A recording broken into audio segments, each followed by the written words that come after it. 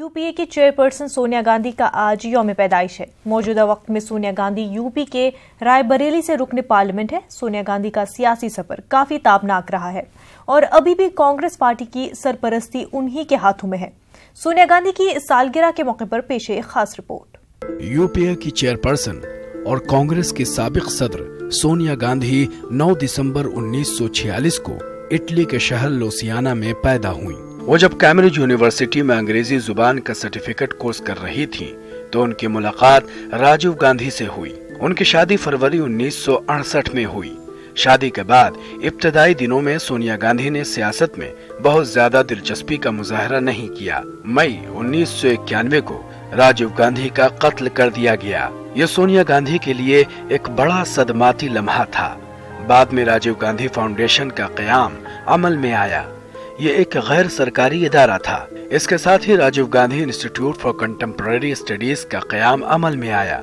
इस तरह अवामी फलाह के साथ ही उन्होंने अपने शौहर की विरासत को भी कायम रखा। अपने शौहर और उस वक्त के वजीर आजम के कत्ल के बाद 1997 में कलकत्ता के पार्टी इजलास में सोनिया ने कांग्रेस पार्टी की रुकनियत इख्तियार की। 1999 में सोनिया गांधी अपने शौहर के इंतखाबी हलका अमेठी से रुकने पार्लियामेंट मुंतखब की गयीं और इसके बाद अपोजिशन की लीडर भी मुंतखब कर ली गयीं। सोनिया गांधी की क़यादत में 2004 के इंतखाब में कांग्रेस पार्टी को सबसे ज्यादा सीटें हासिल हुईं। ये इंतखाब इंडियन नेशनल कांग्रेस के लिए बहुत ही अहम इंतखाब था। इसी इंतखाब के बाद यूपीए की तश्कील हुई और 2 मुद्दत तक यूपीए ने मुल्क में हुकूमत की। लेकिन सोनिया गांधी ने वजीर आजम बनने की कोशिश नहीं की।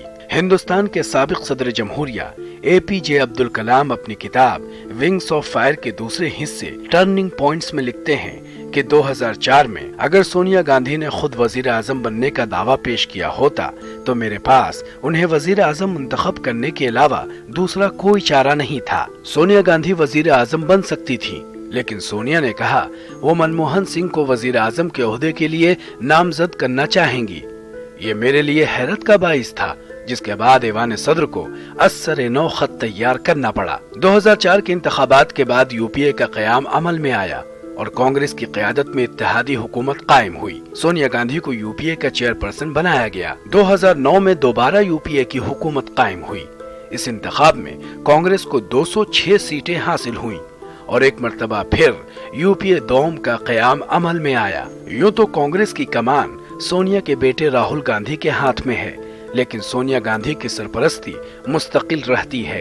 यही वजह है कि सोनिया गांधी की एक कामयाब सियासी जिंदगी रही है। यौम पैदाइश के मौके पर न्यूज़ 18 उर्दू उन्हें उनके कामयाब सियासी सफर पर मुबारकबाद पेश करता है। Bureau report, news 18 Urdu.